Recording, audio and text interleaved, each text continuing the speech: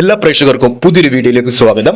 പ്രേക്ഷകർ ആകാംക്ഷപൂർവ്വം കാത്തിരിക്കുന്ന മമ്മൂക്കയും ലാലേട്ടനും ഏകദേശം 18 വർഷങ്ങൾക്ക് ശേഷം ഒന്നിക്കുന്ന പാട്രിയേറ്റ് എന്ന മഹേഷ് നാരായണൻ ചിത്രത്തിന്റെ റിലീസിനായി ഇനി ദിവസങ്ങൾ മാത്രമാണ് അവശേഷിക്കുന്നത്.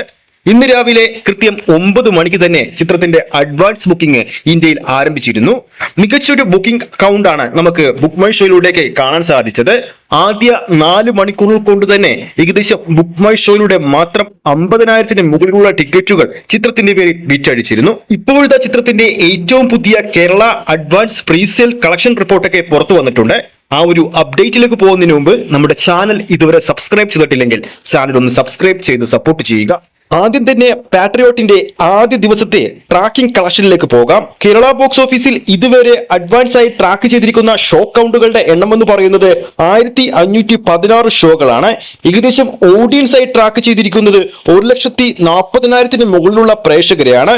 ഓരോ ഷോയുടെയും ആവറേജ് തിയേറ്റർ ഓക്യുപ്പൻസി ഏകദേശം 32%-ന് മുകളിലാണ്.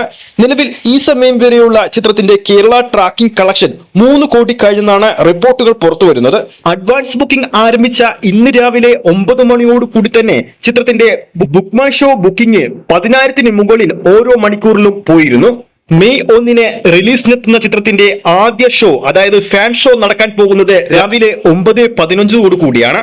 ഈ ഒരു വൻപൻ ചിത്രത്തിന്റെ ഡ്യൂറേഷൻ എന്ന് പറയുന്നത് 3 മണിക്കൂറാണ്. ആദ്യ ദിവസം തന്നെ ചിത്രത്തിന് മികച്ചൊരു അഭിപ്രായം നേടിയെടുക്കാൻ സാധിച്ചാൽ മലയാള സിനിമ സാക്ഷ്യം വഹിക്കാൻ പോകുന്നത് മോളിവുഡിലെ സകലമാന ബോക്സ് ഓഫീസ് റെക്കോർഡുകൾ തകർക്കാൻ പോകുന്ന നിമിഷങ്ങളായിരിക്കും. അപ്പോൾ വീഡിയോ കാണുന്ന പ്രേക്ഷകരിൽ ആരൊക്കെയാണ് മെയ് 1-ാം തീയതി ചിത്രം കാണാൻ പോകുന്നുണ്ടെന്ന് താഴെ കമന്റ് ചെയ്യുക. ഏത് തിയേറ്ററിലാണ് പോകുന്നതെന്ന് കൂടി താഴെ കമന്റ് ചെയ്യാൻ മറക്കരുത്. ഈ ഒരു വീഡിയോ ഇഷ്ടപ്പെട്ടിട്ടുണ്ടെങ്കിൽ വീഡിയോ ലൈക്ക് ചെയ്യാനും ചാനൽ സബ്സ്ക്രൈബ് ചെയ്യുന്ന കാര്യം വീണ്ടും ഓർമ്മിപ്പിക്കുന്നു. അടുത്തൊരു അപ്ഡേറ്റുമായി നമുക്ക് വീണ്ടും കാണാം.